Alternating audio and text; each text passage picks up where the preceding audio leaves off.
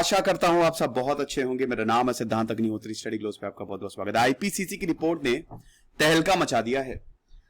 2 lecture मैं already IPCC पे ले चुका हूं। अब ये अगला लेक्चर है, कौन कौन से भारत के शहर डूब जाएंगे। देखिए, ग्लोबल वार्मिंग हो रही है, समुद्र का स्तर बढ़ रहा है, समुद्र तल बढ़ता जा रहा है। अभी मैं वाराणसी गया था दोस्तों। वाराणसी में वैसे इतनी भयानक बाढ़ मैंने देखी नहीं। घाट देखने गया मैं, तो आप समझिए कि वो इतनी नीचे तक सीढ़ियां जाती है, ऊपर तक आ गई है, पूरा पानी ऊपर तक आ गया है। खतरनाक क्लाइमेट चेंज दिख रहा है। तो टोटल 12 शहर हैं जो समुद्र में डूब जाएंगे 2100 आते आते। और नासा की तो एक रिपोर्ट है, वो तो कह रही है कि एक टूल उसने तो बोला कि 2050 में ही मुंबई डूब जाएगा। तो बात करेंगे। चैनल को सब्सक्राइब कर, इंस्टा पे फॉलो करिए, टेलीग्राम पे आई। तो भारत की 12 कोस्टल सिटीज जो हैं वो डूबने वाले हैं। और जिस तरीके से द्वारका समा गया था, ऐसा बोला ना कि the great city of Dwarka समुद्र के अंदर समा गया था, वैसे ये शहर भी समा जाएंगे। वैसे ना हो ऐसा, लेकिन हुनी को कौन टाल सकता है। देखो, हर एक सिविलाइजेशन का एक एंड आता है। इंडस वैली सिविलाइजेशन का भी 1500 साल बाद एंड आया। 3300 से लेकर 1900 तक था वो, फाइनली उसका भी एंड हुआ। फिर उसके बाद मुगल राज का भी एंड हुआ, ब्रिटिश का भी। हर एक सिविलाइजेशन का एंड आता ही आता है। तो दोस्तों, अब ऐसा लग रहा है कि हम भी शायद एंड के कगार पे हैं क्या, क्योंकि खतरनाक सिचुएशन है। और इसमें सबसे बुरी हालत है मुंबई की। हम बात करेंगे वैसे कौन कौन से कोस्टल सिटीज हैं। फिलहाल दोस्तों, हमने पॉलिटी का कोर्स, शानदार कोर्स लॉन्च कर दिया, जीएस पेपर 2 पॉलिटी। याद रखिएगा, जिन्होंने यूपीएससी का कोर्स लिया है उनको ये लेने की जरूरत नहीं है, ये ऑलरेडी उसमें फ्री है। लेकिन पॉलिटी का कोर्स दोस्तों टोटल 80% ऑफ है, 50% तो है ही है। शुरुआत के 50 स्टूडेंट्स के लिए एक्स्ट्रा 30% है।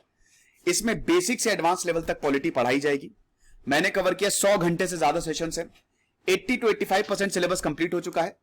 एनसीईआरटी भी इसमें हम दे रहे हैं और एडवांस लेवल पॉलिटी भी हम दे रहे हैं। तो जाइए, डिस्क्रिप्शन कमेंट बॉक्स में ऐप का लिंक दिया है, वहां पे कोर्स को परचेस करिए। और भी हमने बहुत सारे ज्योग्राफी का भी कोर्स निकाला है, उसको भी देखिए, वो सब मैं ही पढ़ा रहा हूं। तो यही है कि आईपीसीसी और नासा ने भी बताया कि 12 शहर जो है, जिसमें चेन्नई, तूतीकोन, कोचीन, विशाखापट्टनम, खिदिरपुर, पारादीप, कांडला, ओखा, भावनगर, मुंबई, मार्मुगांव, बैंगलोर, ये डूब जाएंगे। अब सबसे बुरी हालत है मुंबई की। मुंबई जो है financial capital of India, Mumbai सबसे वर्स्ट अफेक्टेड होगा ग्लोबल वार्मिंग की वजह से। इंडिया टाइम्स की रिपोर्ट के हिसाब से 65% मुंबई डूब जाएगा। 65% of Mumbai will be submerged. वैसे भी जब बारिश होती है मुंबई डूबी जाती है। नदी जो पानी है उसको निकलने का रास्ता मिलता नहीं है। कोलाबा, बांद्रा जो है, वो कोलाबा जो है, ये सब बड़े, यहां पे बड़े बड़े स्टार्स रहते हैं, बहुत बड़े बड़े लोग रहते हैं, लेकिन नेचर के सामने सब बेबस, खत्म हो जाएगा ये। 65% मुंबई डूब जाएगा। गोवा की बात करें तो गोवा हर कोई छुट्टी मनाने जाता है। बहुत ही खूबसूरत है गोवा, बहुत ही खूबसूरत है दोस्तों। पुर्तगालियों की कैपिटल था। 1961 में गोवा हमारे पास आया। शानदार, मजा आ जाएगी दोस्तों। आप गोवा एक बार होके आइए।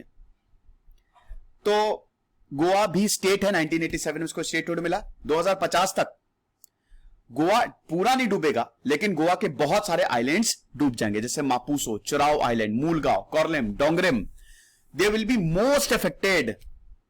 कलकत्ता, सर कलकत्ता तो समुद्र के किनारे नहीं है। अरे बेटा, पूरा West Bengal Bay of Bengal के सटा हुआ है ना, आप समझते होंगे। नहीं, कांडला पोर्ट है ना। अरे सॉरी, कांडला कह रहे, ये आपका हल्दिया। तो ये जितने भी हैं, ये बे ऑफ बंगाल इधर, बे ऑफ बंगाल इधर, अरेबियन से नीचे इंडियन ओशन।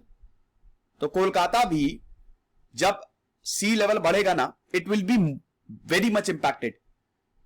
ऊपर से बारानगर, राजपुर, सोनारपुर, हावड़ा से लगे हुए एरिया, ये भी डूब जाएंगे। पूरी तरीके से नहीं, लेकिन 40 to 50% डूब जाएंगे।